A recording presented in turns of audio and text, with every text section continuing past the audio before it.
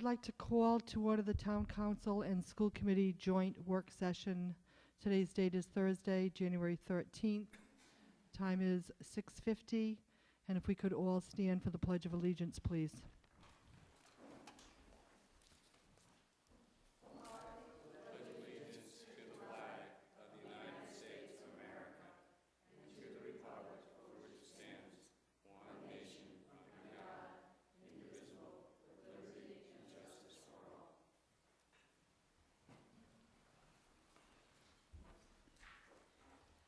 I'd like to just welcome everybody, welcome School Committee. And tonight's agenda is discussion of the Capital Improvement Program 2011-12 to 2016-17. And it is a public work session, so I just want to let the public know that we will be taking questions at the end of the session. And at this time, I'm going to turn this over to Dr. Kristen Stringfellow. Thank you. Ella, before we go to the superintendent, I just wanted to make note.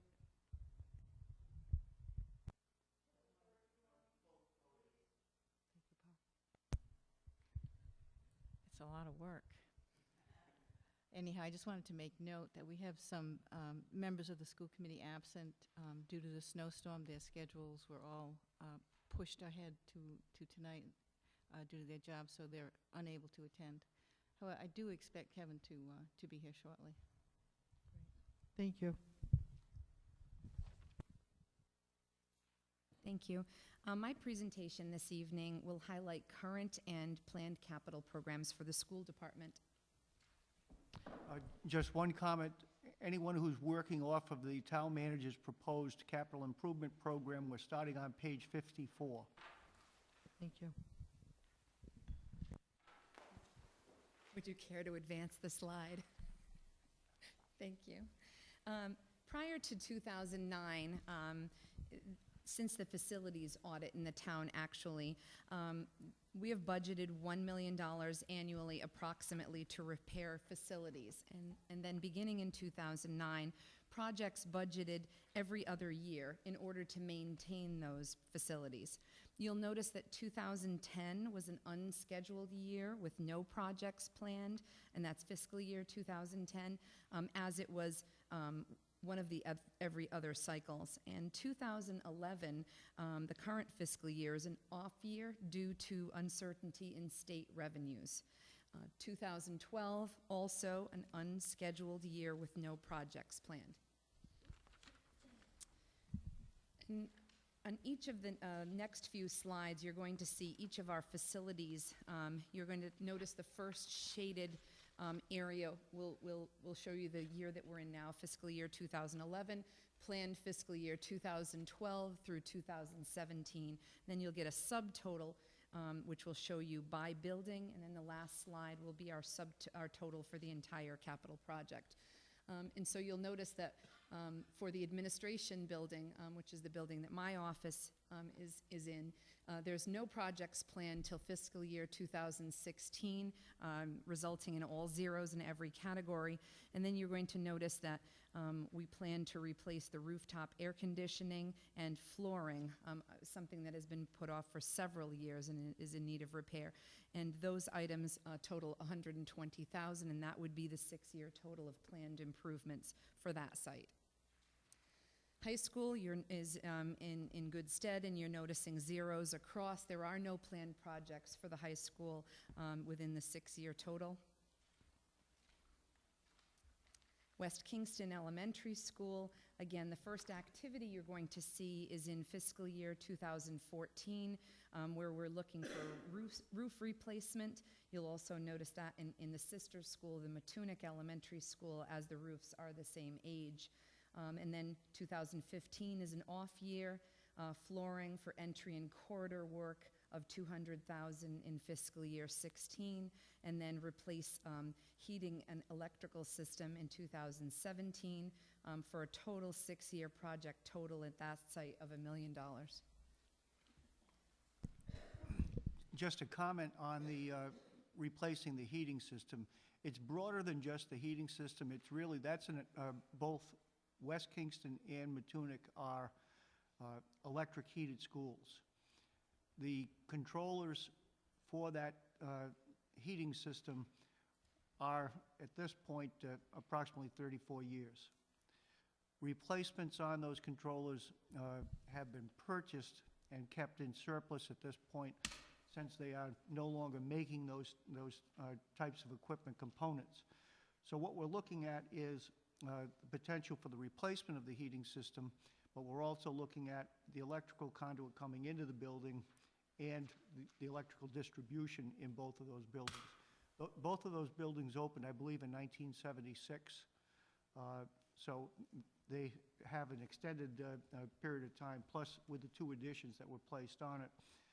On those buildings, the electrical system has been added to several times. We are also going to be looking at both of those buildings with the ESCO report that we talked about on the capital budget the other night, with the energy management program. With that program, we're going to review with an outside consultant all municipal and school buildings. We'll then come up with a priority list as to where improvements can be made to save energy, and that the buyback periods will then be a negotiation with the ESCO company itself as to whether we make the improvements on a more rapid basis. Again, I remind the council and the school committee that the capital improvement program, particularly that dealing with the bonding program, is a snapshot in time that's updated on a yearly basis. If we need to adjust that schedule where we can see economies that could be reached earlier than in the 16-17 year, we would accelerate that in the schedule. But that goes for all of our different buildings. But those 2 buildings are the greatest concern to us based on what the energy consumption is, based on the heating plant that it has. And so, yes, thank you. You'll notice also for the Hazard School, no planned projects for 6 years. Peacedale Elementary, in 2016, replacing the rooftop unit ventilators, and therefore the total project for Peacedale in 6 years is $80,000. Wakefield Elementary School, you'll notice in fiscal year 14, replace an addition roof, replace single pane windows throughout, with a subtotal in fiscal year 2014 of $320,000, which becomes the 6-year total for that building. Matunic parallels West Kingston in that the same year built and additions necessitate the same need in the areas of replacement roof and flooring and then heating on the same schedule, and the total 6-year project is $1 million. Curtis Corner Middle School, you'll notice replace flooring in the 100, 200, and 300 wings, scheduled for fiscal year 2014, and of $80,000, and that would represent the 6-year total for that building. And if you're looking broadly at the school department as a whole, you'll notice 2014 allocation of $1 million, 2016 allocation of $600,000, and 2017 an allocation of $1 million, with a total 6-year plan for bonded capital improvement of $2,600,000. Should I stop for questions on the capital before proceeding to the pay-as-you-go? That'd be great. Polly?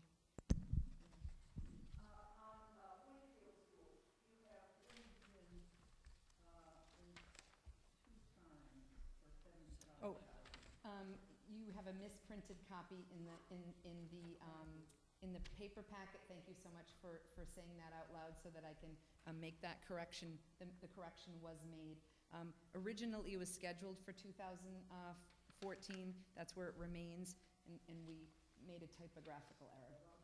Let's cross out 2013. Thank you. You're welcome. Thank you for bringing it up. Any other questions about capital before I move into pay-as-you-go? Jim? Yeah, Chris, maybe Steve can explain it better, but what does this electrical beast look like at Matunic and West Kingston?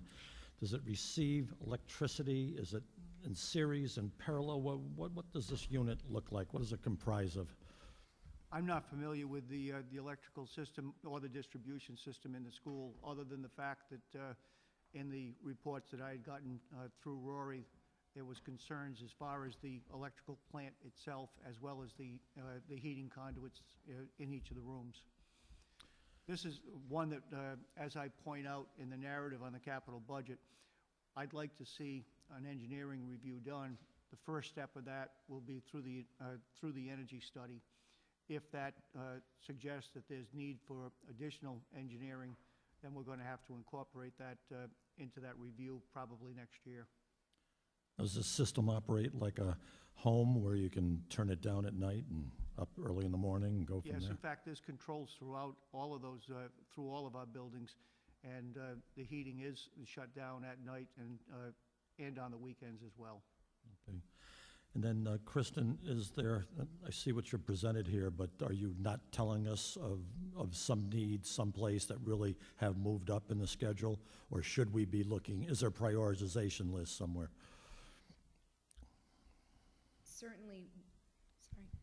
Certainly, we update the capital plan every year. So we sit down with a capital team, Mr. Marty from the maintenance, Mr. Snow from technology, John Rashat and I, and our athletic director, and we talk about all of the plans and the priorities. This is the prioritization based on a schedule with an off year. Certainly, if there was, there are projects that could be done, but these are the priorities. Okay.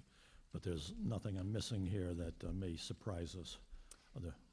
It's just like within your home. You plan to make certain that your roof looks very good now.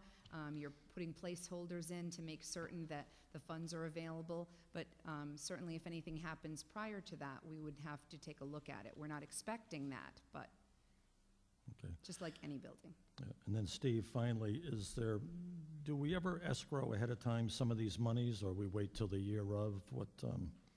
How best to plan to budget these monies? These are all anticipating using future bond authorizations, Jim, so we're not escrowing the dollars. Okay. The next section that we're going to deal with is the pay-as-you-go section. I will say that at this point, we have $1 million in voter authorization on school improvements. That was approved, I think, in 2003. April, I think it was the last financial town meeting. I think it was April 2003. When I think we had a $3 million bond authorization. At this point, we've got $1 million left in that authorization. The capital program that you have before you recommends that referendum for an additional $2 million in school be put on the ballot for the November of 2012 election. So we would need additional authorization to be able to complete the schedule that's here. We'll be looking for a $2 million authorization where we would be looking to commit 1.6 of that million in the 14 and 17 years. All right, thank you. I'll go with Carol, and then I'll go with Raisa. Steve, when you just mentioned about the energy consultant for all the school buildings, I know we discussed this the other night for the municipal buildings. And then my recollection was that we discussed after the energy consultant does their study, then some of the improvements would be funded by grant money, federal energy grant money. Would that include these buildings also, like the windows and possibly the heat? It could. Mm-hmm. It depends on really what we see with the study as to what the best return on investment would be. A lot of the improvements that may come forward, in fact, window replacement is also another component that may surface as being a high priority item if there's a lot of energy loss through the single pane windows that we have. So we would look at that and then come up with a list of how we would use any grant money that was available. But more important, what the ESCO is looking to do is the vendor will come up with schedules that will show what the cost of the improvement would be and what the buyback period would be. And then there would be an ability to have them finance with us paying them through energy savings on a yearly basis, which is not atypical. In fact, we're currently doing that on a school project where lighting was replaced in the schools, and the schools are paying based on reduced electricity costs to service the capital costs associated with those improvements that were made, was it 3 years ago? So there's a number of different options that we would look at. But certainly, I think that the amount of grant money that's going to be available is going to be quite limited to what energy improvements that we can make. But once we see the report, council will get the recommendation. It'll be a joint recommendation coming from school staff and town staff with the next council meeting for the award of the contract.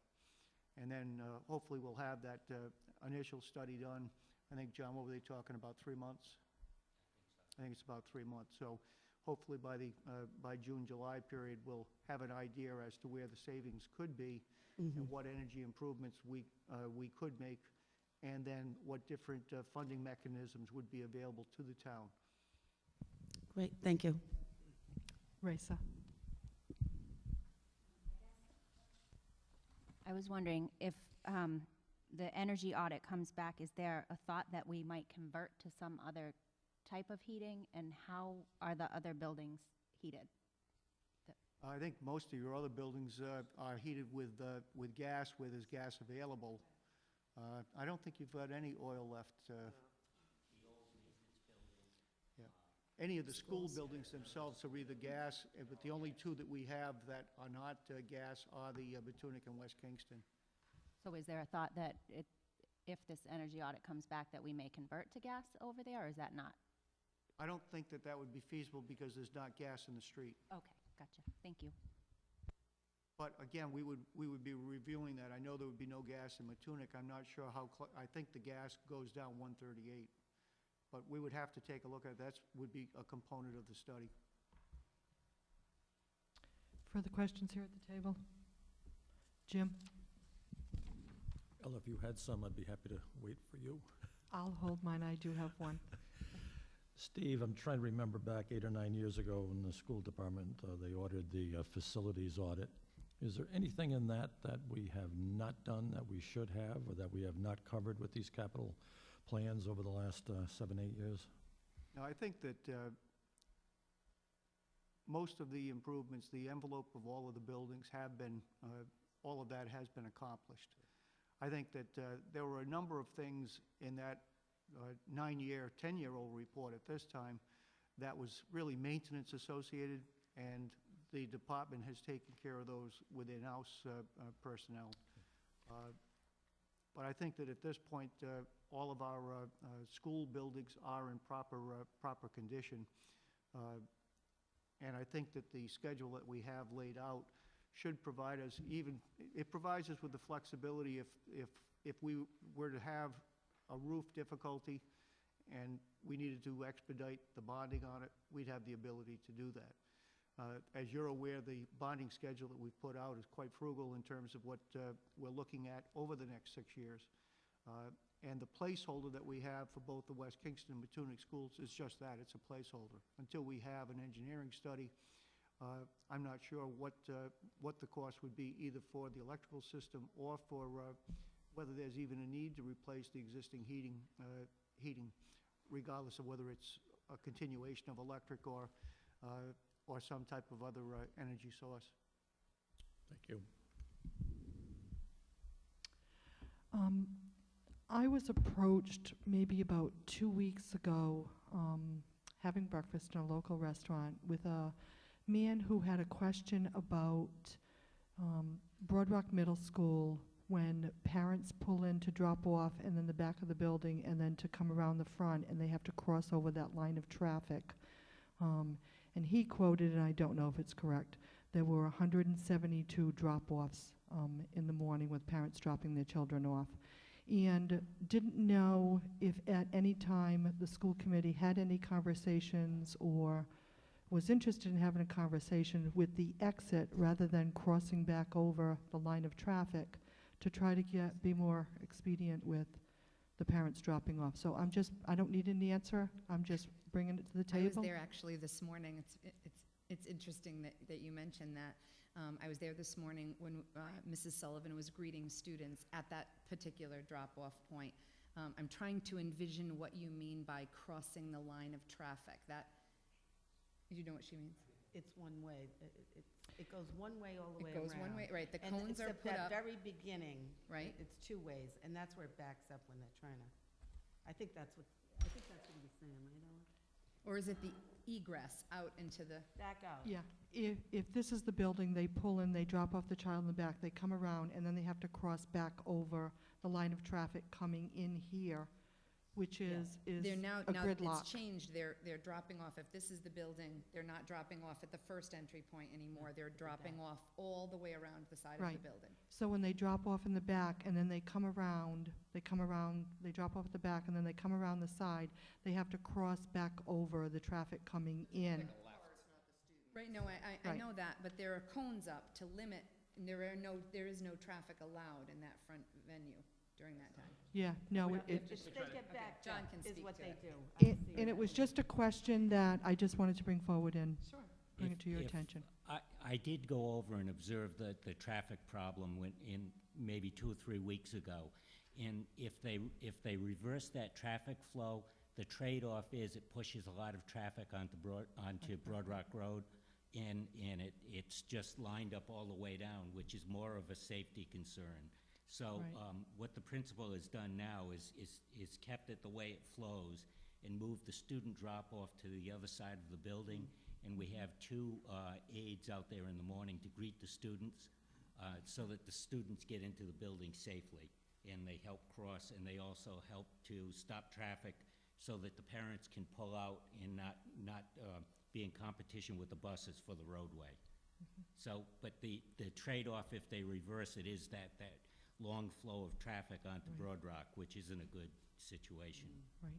If I could, I do that quite frequently, including today. I think the afternoons are worse than the mornings, personally. Really, where there's another jam up, well, there's 2 jam ups. When the buses pull in, all the cars are pinned by the buses, because the buses pull behind right by where so then they kind of go around it, and they come around. But I actually looked at it today, because then you come up to the top, and if you have to exit, you have to take a left. That's the, People are taking a right. That's what you're that's talking about. exactly, it's when they exit. There's only They have to one cross way back in over. and out. I don't know. Because it happened today. I will say one thing. My son's at Curtis Corner. Curtis Corner's worse, if it makes So's Peacedale. Curtis Corner backs up onto the road. It's a major problem because the buses have to go in a sequence. So the buses actually stop on Curtis Corner and queue up and stop traffic for 3, 4, 5 minutes. It's the same way at Peacedale. At Peacedale and Curtis Corner, there's a limited circle, if you will. And at Broad Rock, the circle now extends, all around the building. And so I think at this point, you're having a discussion with the school committee, so they're aware of it. But, I observed it this morning, and it flowed very well. That's what I think this person was thinking, if there could be a separate exit but that's not, Ideally, is to have a second exit that goes behind the tennis courts, goes down towards the field, and maybe when we build a new gym down there, we can look at that. We're just years away, but have an access road. Not that I'm advocating a gym, but I actually am. But maybe that's a way to do it. I don't know, but I hear what you're saying. The other problem you have is you have people who park across the street from Broad Rock who don't want to get into the tangled, so they park their cars on the street, and I don't know the street off the top of my head that's right across in the Oaks. Is that the Oaks? And they're parked down there too. Raisa. I think this may be a conversation for another day, but I think the traffic has increased significantly at Broad Rock. So I think, there's more to this conversation than the capital budget. Sounds like a plan. All right. I think we have no further questions here. And I think we will still wait with questions from the audience. So, Thank you. And so the next part of our projects is what we term pay-as-you-go. This is the maintenance and technology component of the school district's operational budget. So this is not bonded money. This is within our typical budget. And so in fiscal year 2010, we planned for and completed approximately $220,000 worth of projects. In 2011, we had $220,000 worth of projects planned, but as you may all recall, there was a need for a budget reduction in the amount of $120,000. That was $100,000 remained. 90 of it was used in technology, and $10,000 for the maintenance. The projects included a gymnasium floor, network hardware, and very limited replacements of computers that were in desperate need of repair, actually. And so the other items, painting, computer labs at the middle school and high school, and then replacement computer schedule. Because in order to make certain that all of your computers don't stop working at precisely the same moment, you want to make certain that you add in, just like you do for roofs, an opportunity for you to take a smaller amount of money and infuse it into some replacement labs. And so painting, computer labs, and replacement computers schedule was delayed. That brings us to this evening. Our 2012 fiscal plan would have been, without our budget reduction last year, I would have been recommending approximately $220,000 worth of projects, as seems to be our annual need. We have then taken $50,000 out of the planned projects that were unable to be done in 2011, moved 50 of them to 2012, and then you'll see that I'll plan to move some of that work forward in the schedule. The planned projects for 2012 include network hardware replacements, high school and middle school computer labs, computer replacement via the schedule, and then maintenance vehicle replacement. One of our plowing vehicles needs to be replaced. Next, please. And so you're going to see two different slides. One is the technology slide, and I'm sorry that it's in such small print. I hope you can make it out, but it shows that this year, our $100,000 made up of computers that would do the administrative role in the amount of $15,000. $85,000 in replacement computers and network hardware of $20,000 for a total of $100,000. And then you're going to see the need in 2012 for high school and middle school additions to computer labs to take off obsolete equipment and bring in current equipment, telecommunications, $20,000, administrative computer, which we like to keep $10,000 to $15,000 in that area, as if those computers go down, we have difficulty with the entire network. And then computer replacements of about $115,000, network hardware of $25,000, for a total of $240,000. And then in the next page, district projects, much better font. You're seeing that the only scheduled items for 2011 in terms of maintenance in the school department was refurbishment of the high school gym floor. You need to also be aware that the Booster Club at the high school helped us out with that project and was kind enough to donate to the painting project in the high school. And anyone who has been in the gym recently, I'm sure, has been impressed with how it looks compared to the year previous. You're noticing in 2012, the only item is $30,000 for the vehicle replacement. And as you can see in the schedule, it certainly would be our intent to try to replace those vehicles, one every other year. This would be the oldest in the fleet. They really, they have a hard job because they're always out being used during times such as yesterday. And that would be our planned pay-as-you-go projects.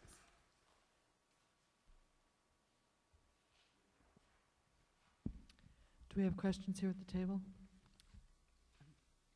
Carol? The gym looks great, I have to say. I love it. All these years I've been sitting over there since my daughter graduated in 2001. So when did she start? 5 years, 4 years before that. It's like a new place. And paint and a shiny floor makes a big difference, huh? It does, thank you. Beautiful. Further questions here? Jim? Being the last one to understand technology, but 2012 through 2017, I mean, is there like a 5-6 year life of these things? I'm looking at computer equity, replacement, network, hardware. They're Are there different. 6 different sections? Every single building. That's There are how it's different done, pieces, each building? yep. And so Okay. what would happen is you're going to see, they refurbish sections as needed Right, on a but- scheduled repair. All right, but the sections here are buildings. Yes, they can be buildings. They can be some in each building. Oh, okay, all right, thank you. Jim, if you look at page 70, I beg your pardon, page 99, the explanation is provided there by the school system as far as the different labs. And I think it's important to note that there's 14 labs, computer labs, that are used. With those 14, there's one in each of the elementary schools, 2 in the middle schools, and 6 at the high school. And the technology proposal here is to provide a replacement of 2 of those units each year as a way of trying to keep it on a 7-year schedule. Thank you. Okay, further questions? Steve, is there anything else that you wanted to add? I think the only concern that I would express is that the pay-as-you-go portion of the budget is an element of the school fund. And with the anticipation in loss of state aid next year, or continued loss of state aid, I think it's going to be very difficult to be able to see $160,000 worth of an expansion within the capital program based on the current year being at $110,000, I believe. So I just express concern that our objective is not to have spikes in any capital budget. This is an obvious spike if it were to be funded at its full level. And it means that in addition to the loss of the state aid, the school committee is going to be faced with attempting to come up with $160,000 in expanded program costs for capital improvements. And as I said the first night of budget hearings on the capital budget, I think that's going to be a very difficult task. Raisa? You're welcome. I do just want to point out that we had a presentation about, from SCEF, that they were interested in raising a significant amount of money in the area of technology. And I know that I hear that we don't want to plug operational holes with money that we raise, but if we're getting to a point where we're really squeezing every nickel out of our budget, I think that can be a helpful source of revenue for some of these things, maybe. Third-party funding sources are greatly appreciated. When approached by SCEF to talk about how they could help, their initial reaction was to work on some of our technology issues. At this juncture, I think that their appetite has changed to books and literacy and infusing our classrooms with some necessary items to support early reading and our reading workshop model. So I'm not at this moment anticipating any technology dollars that would come from SCEF fundraising, but certainly I think it still remains somewhere on their priority list. Clearly, when I attended the SCEF retreat this summer and they talked about increasing their fundraising, they're not seeing their fundraising as becoming a part of our general operational budget. They're not willing to supplant, certainly that they don't see that as their role. They see that as bringing children offerings that are above and beyond what the public school budget is able to support. And so I would urge us to keep that in mind. Great. Okay, if there's no further questions here at the table, I'm going, Maureen? Steve, I'm not sure that I understood the information that you just delivered. Would you mind doing it one more time? Okay. In the current year budget, the adopted budget of the school committee, you have a capital improvement budget of $110,000. The budget that you're presenting tonight would require $270,000. So there's $160,000 worth of increased costs if that is included in the school committee's budget that you submit to me on February 14th. Can I piggyback on that for a second? So originally, the 110 was 200, actually the 110 was 220,000. Those remain needs. We were able, in the budget reduction of our operational budget last year, to push off some of the non-prioritized items to work next year and a little bit the year after. But clearly, this is a part of the operational superintendent's budget that was delivered Tuesday, and the school committee will have an opportunity to prioritize any needed reductions in this area or in any other area. I'll get back to you.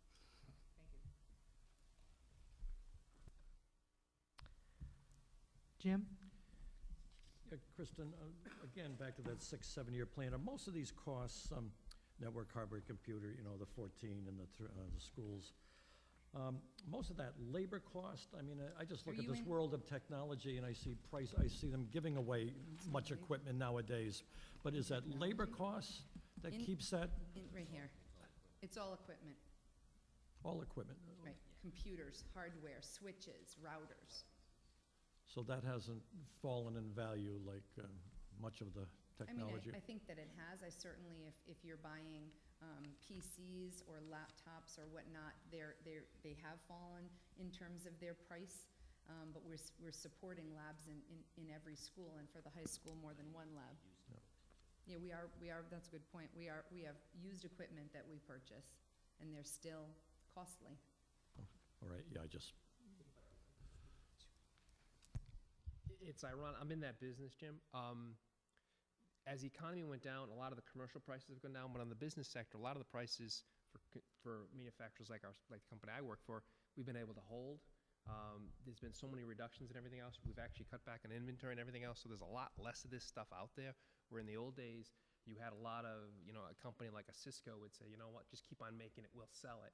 And all of a sudden, they get towards the last quarter and go, oh my God, I got 100,000 on the shelves, I gotta get it out of here. So it actually pushed prices down. As inventories were reduced, and this is still going on in the corporate sectors, they keep on talking about inventories. So the prices are actually holding, believe it or not. Thank you. We also have to keep in mind compatibility issues. So we can't just take in any donated item or purchase items that won't, if you will, speak to the rest of the equipment that we have at the site. Thank you. Okay, at this time, I'm going to the audience. If there's any questions, if you would come forward, please.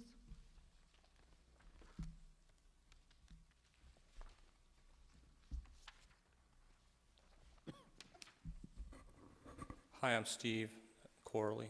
I live in West Kingston, and thanks for having the hearing tonight. I had a few observations when I was looking through the schedule earlier, and one of my big observations was last year when there was talk about closing a school. I think it was Wakefield was going to save about $300,000 a year, and not Wakefield, West Kingston, and Wakefield was like $700,000 a year. Now you're presenting a budget to me that says that we're going to put $200,000 a year into West Kingston School for the next 5 years.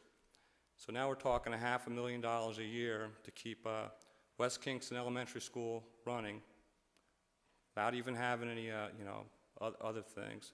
So $500,000 a year is 0.5% of the budget. Actually, it's more than that. It's not chump change.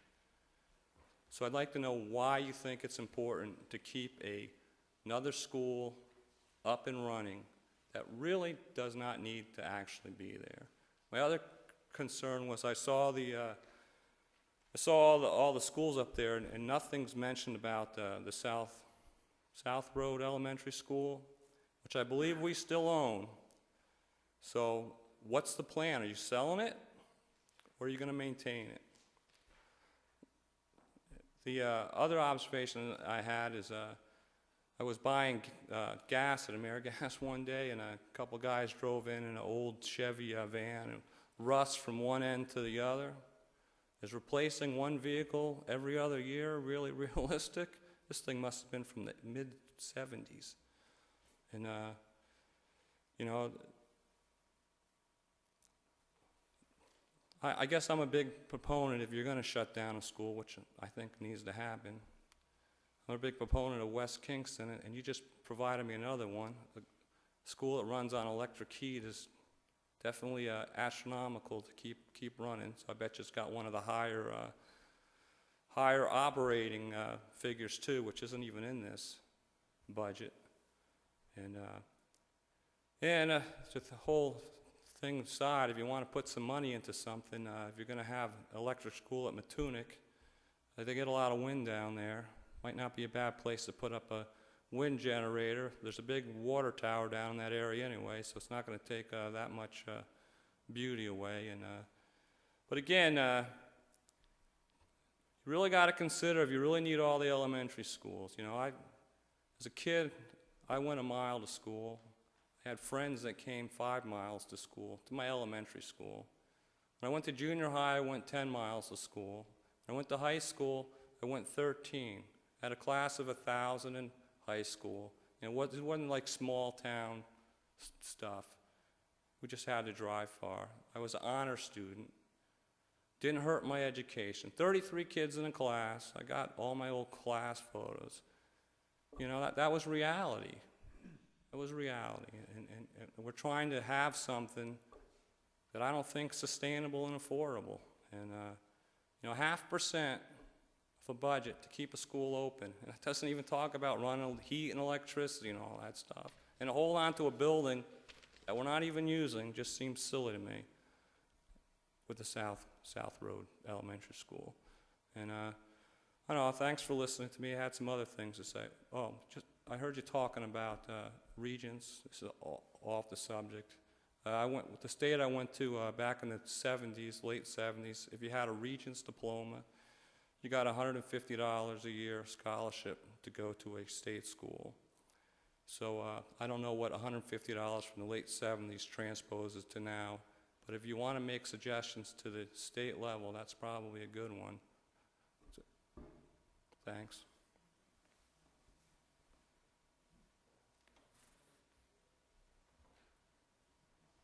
Did anyone from the school committee want to respond? Because I would like to say something if. Steve, tonight's purpose is the capital improvement, and the school committee has just gotten their budget, and they're going to be having specific nights to have those discussions. So I just wanted to let you know, tonight's discussion really is the capital improvement. So some of the questions that you asked in reference to keeping all schools open, I think will be addressed at another night at the school committee table. The reason I brought that up is, though, you know, you got capital improvements to a school. Right, and I know how that's why I'm bringing that up. I see how and you you linked don't it. have capital improvements to a school that we own. That's why I bring that up at this meeting. Right, and I see how you linked that in, but I just wanted to let you know that there will be 2 other meetings. Do you have the dates of the 2 budget work sessions off the top of your head?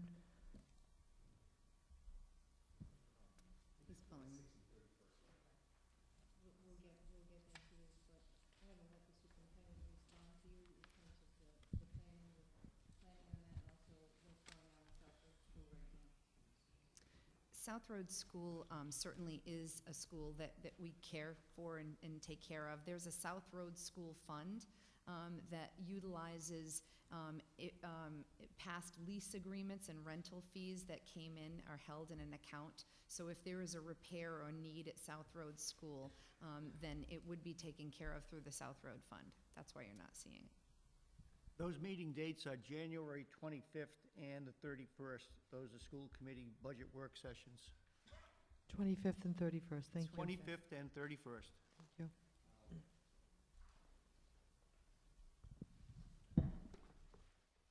Alice, excuse me, Thank you, is Steve. there, those are school committee work sessions. Do we have another session with the school committee and the town council? Because, Steve, when do they have to have the budget into you? February what, 15, 14? 14th. February 14th, so. Yeah, our next session is January 24th, and then February 24th. There's a deadline of February 1st. If you want to, I'll pass this down, Jim. But we don't have another meeting then with the school committee. We, I can read the schedule for the school committee. Yeah, we have one April 4th, we have one April 5th. I don't know if you want to address this, Steve, with all the dates. I have to be ready. March Yep. 15th, The meeting with the school committee, once they submit the budget to me on February 14th, my budget will go out to the council on March 1st. The council will be meeting, and I don't have the schedule with me, I think I can find it, but at this point, the first 2 weeks, and I believe that we normally meet with the school committee. Do you have that date, Dale? I have it, the 15th.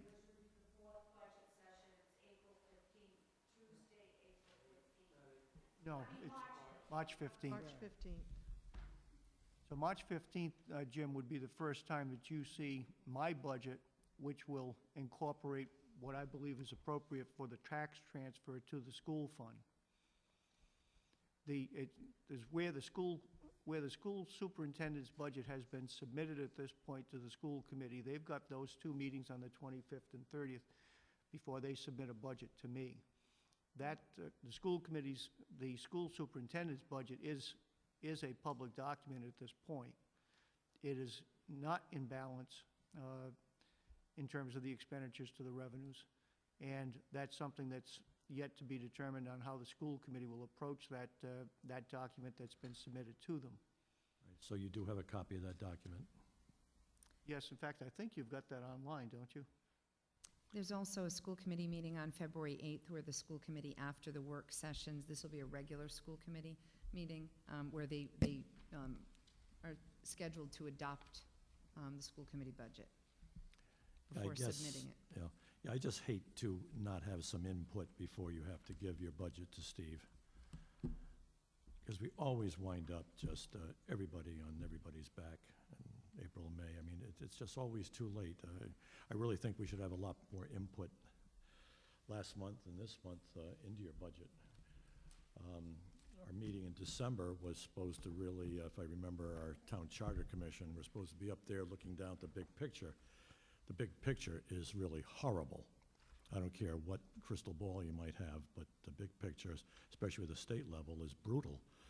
And I really think we need to talk about this maybe now over the next hour and a half, but we need to address the issues here that you're going to be facing. And it's going to take some serious long-term planning. And if these numbers are correct, coming from the state's budget office, I just don't see, Steve said you're out of balance. You're going to be way out of balance. And it's going to be exponentially increasing year to year here, if I remember Ms. Galogli's budget numbers. I just hate to put you on the spot. I hate to put our council on the spot of not having a big picture discussion here. I just think this is a disservice to the taxpayers and a disservice to the council, because we don't like, all of a sudden here we are in March, April, and gee, we don't like what you have. Well, that's great. We've lost 4 or 5 months in this whole process. It's a crazy way to put together a budget that is going to find great difficulty getting support this year, I think, from the community. I mean, it's just a bad way to do business, I think. We should be having a discussion tonight as to what does this state budget problem mean? Is the 5 to 8% going to be the minimum? Are we going to be looking at 8, 10, 12% cuts for the next few years? What's reasonable on the EFF? There are a whole bunch of things here that was just not being discussed. Your contract, I don't know what your contract has with Steve, that you're out of balance, but if you're not going to come in at a 20% copay, Kristen, if you're not going to come in at 20% copay or a 0% salary increase, it's going to be a very ugly time. You're in the hole already before we even discuss the contract by, what, $1.1 million, $1.2 million, and that's using $600,000 of undesignated fund balance. And we're going to go home tonight and all have a, nice dinner and not think about this crisis, which I call a crisis. Maureen, is that on? I cannot hear anything you've said tonight, Maureen. I'm sorry. I'd just like to make a comment, Jim, that we're operating in the context in which this information this schedule was presented.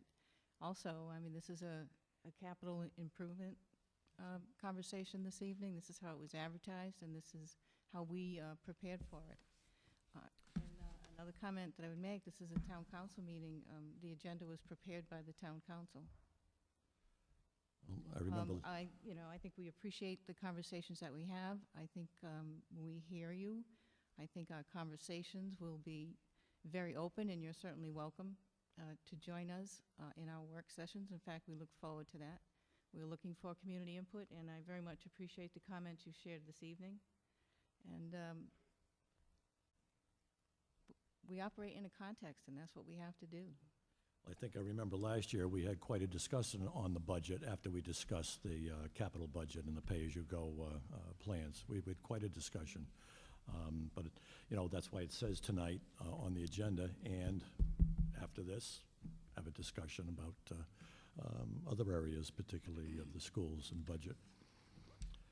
Just disappointing, because I just hate to wind up that we always get down to last minute, and where's the money coming from, and we're just all scrambling, and no one walks away happy, and it's not a good way to do business. Well, you also know that the other part of the context is it's not just local, it's state.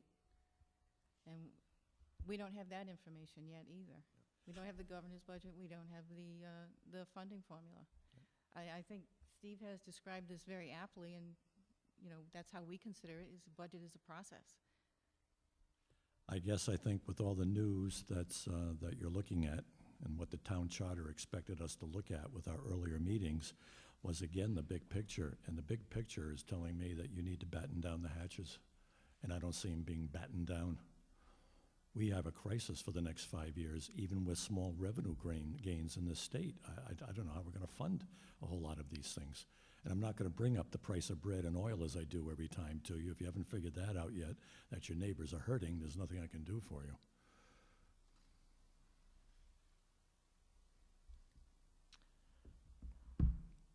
I do believe in conversations that I've heard from the school committee. They're going to be holding those 2 budget work sessions. I know I'm going to try to attend, and I know that they're going to be looking at, every avenue that they can, Jim. So there may be a surprise, and you may be, very pleased with how this process all works out. I think that everybody is going to work together here, the town council and the school committee, and really look at every dollar, every penny that we possibly can.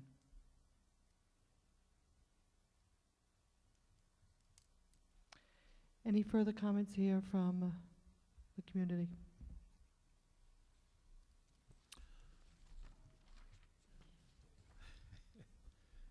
Jonathan Daly LaBelle.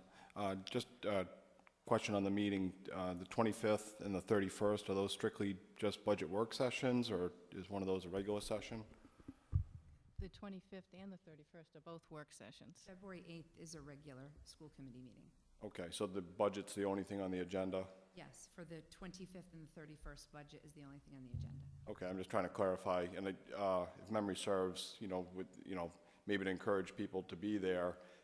It seems like in the work sessions, where it's only the budget, there is kind of more opportunity for the community to weigh in, a little more leeway with the time to talk and kind of respond through. That's not available through the regular meeting. That's correct. Okay, so, people that are interested in the budget, as is being talked about, it does sound like those are 2 good meetings to attend and maybe contribute to the dialogue. Thank you. Okay, further comments here at the table? Okay, I think we ventured off into other matters of interest and concern, but does anybody have anything else they'd like to before we adjourn? Jim? I did ask Kristen and John for some information at the last meeting. You were going to provide me with, I asked you for the hazard schools staffing, and I also asked you for everybody above a BA in our certified list, and I've gotten neither. You should have received the advanced degree information. We sent that out to you through Mr. Alfred's office. I've never. Actually, I think you sent it direct. Yeah, I think you sent it direct. It went to all of the council members. School committee members. I can certainly give you another copy. Yeah, no, I'd love to have it. I honestly don't, I do not have it. Can I give him this copy? We're going to pass this copy on to you, Jim. So it was sent on Tuesday, January 4th. Well, that's why I guess I was looking back in December, but thank you. Would you like it? Yes, oh, yes, yeah, yeah, yeah. And the reason for my one question on the advanced degrees, I just maybe read too many newspapers. Kristen? Okay, okay. Yeah, the reason I asked the question on the advanced degrees, I don't know if I have the newspaper articles here, but I know Arnie Duncan and a number of folks around the country were talking about let's see if I can find it. Oh, great criticism for teacher pay bonuses, and it went in to say that they have no real evidence that the master's degree, now I don't know how these are done nationally, but no real evidence that advanced degrees have helped. These are education, U.S. education, Bill Gates and the others ahead of it, but it was just an interesting article. That's why I asked you for what that number was. I know our master's folks in the current year contract earning about $5,000 more than the BAs, not counting other issues. But it was a very interesting article that they could not find proof anywhere else that advanced degrees were making a difference. The commissioner has referred to that research as well. Good. See, I'm doing my homework. Good job. Thank you. Carol? Kristen, I know this is a little off subject, but the meeting next week with the commissioner about the 3-tier graduation requirements, is that a done deal, or is this real? Are we really there to talk about this, or is it all over? Because it looks to me, by reading your the minutes of your last meeting, or whatever this document that we receive after your meetings, that everything that the commissioner wrote in here, I mean, it's interesting, but it looks like it's going to cost money. I mean, So I'll start. and you know, right away I have to say, where's it coming from? There were actually 3 different presentations over the last 3 school committee meetings, 2 on Race to the Top, talking about the revenue that came in from the federal government to the state, and the support and programs that is supposed to bring, and then what perhaps our local liability will be for that initiative, and then also the very good work and programs that will result for our collective contribution. And then last meeting, we talked about the proficiency-based graduation requirements changes and in the 3-tiered diploma system. So I believe that the way the Board of Regents go about creating changes to regulation is that they propose the regulations. They hear public comment. And if public comment perpetuates the process into having legitimate hearings, then they spend time listening to every member of the public talk about what their concerns are, what they're happy with. I have seen changes result from public hearings. I can't speak to will there be changes on this subject because the public hearings haven't started yet. So I guess the end result will tell us whether the public voice had any change on what the commissioner is proposing to the Board of Regents. And they're looking to implement this for 2012, so Correct. we're talking next year. Youngsters who are now current juniors, who have already taken the NECAP exam that they'll be held to the standard for. They took it in the fall, and they will receive the results at the end of January, beginning of February. If there are youngsters who are deficient beyond the partial proficiency threshold in either math or English language arts, they will have an opportunity for a ramp-up program. But to allude to what you were speaking about, we did not know of that. Therefore, local school districts wouldn't have had an opportunity to budget for Right. a ramp-up program or for the communication to the parents, the support materials, the staff. And so that program, we will know about it and the depth of how many students are affected by community the end of January, beginning of February. Put a program together so that the children can take another attempt at the NECAP as seniors in the fall, in Right. October, and then hear their results in January to February of their senior year. And I'm quoting right from her, the graduation requirement attachment that you have, and it says, additional resources, staff and programs for ramp-up services and growth plans. That always means more money. Correct. I mean, and I'm And wondering why at a time like this, to put us in that position. I guess I'll ask her that question, but, The regulations were initially promulgated in 2008 under the prior commissioner. And so the changes that are being recommended, as we get closer to that graduating class actually graduating, the response from the commissioner has been to provide clarification. But yes, I mean. so you would certainly have to have this in your next, in this year's budget if this. right now, in right, my working current budget, which I don't. Well, I don't know how you can, I mean,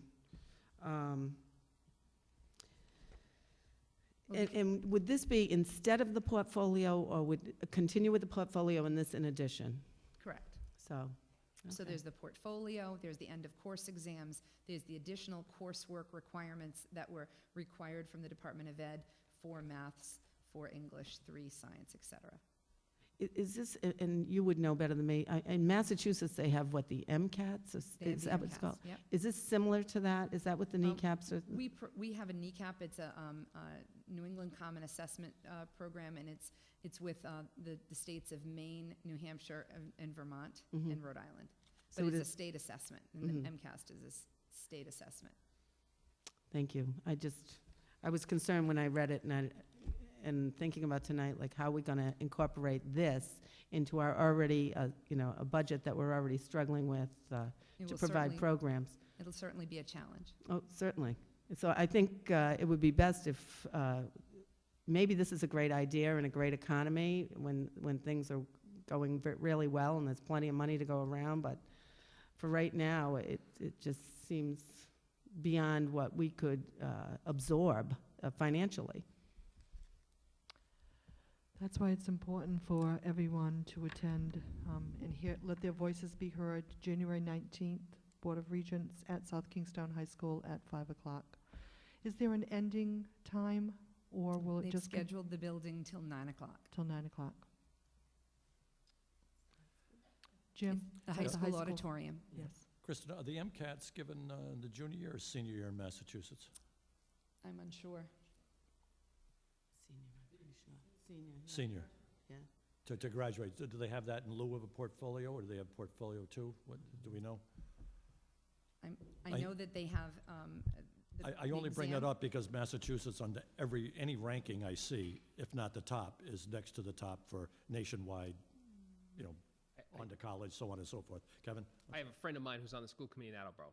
So these are conversations I've had with him at parties and stuff. So this is not gospel. But basically, what we've talked about was it's an all or nothing test. There's no other ways to show you can do it. When Massachusetts first did it, the failure rate was going to be so high they basically threw it out, and they started changing the test so it's not an all or nothing test. And that's what Massachusetts is discussing right now.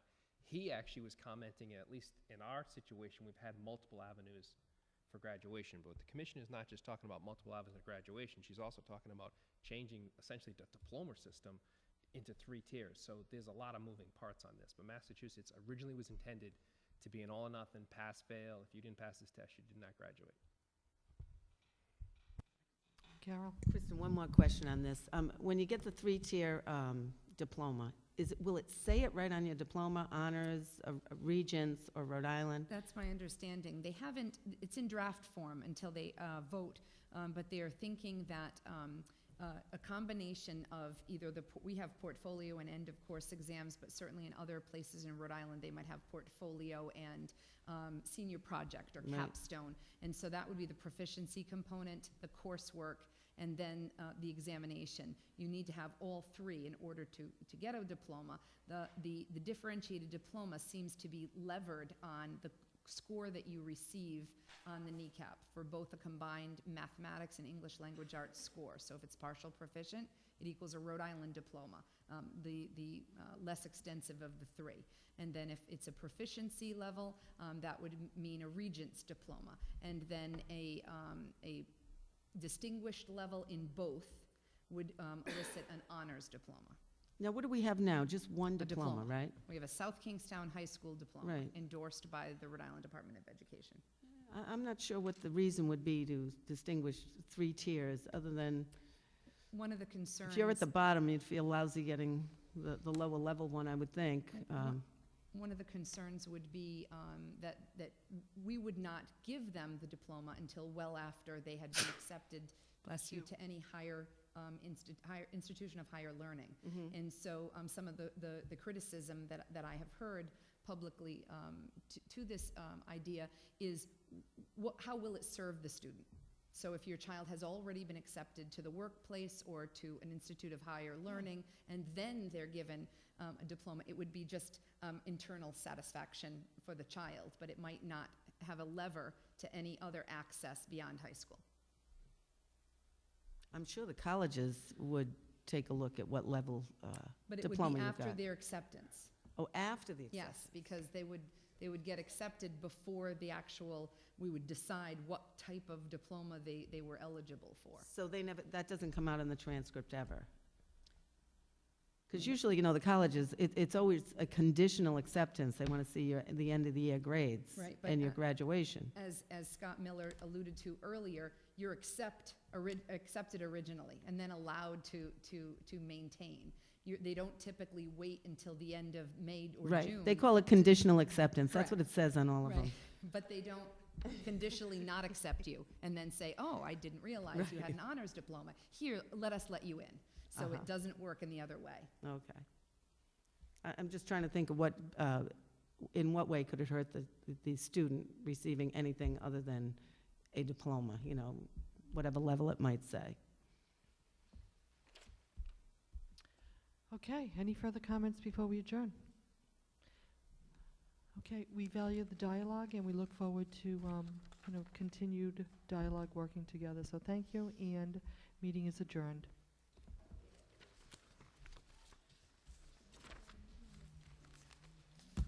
Well, I think we have to come out at full force against that. Did you read this thing? Did you see it? It's in this.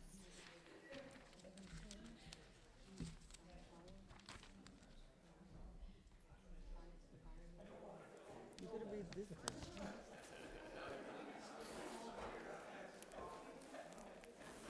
Got that. I'm looking for it.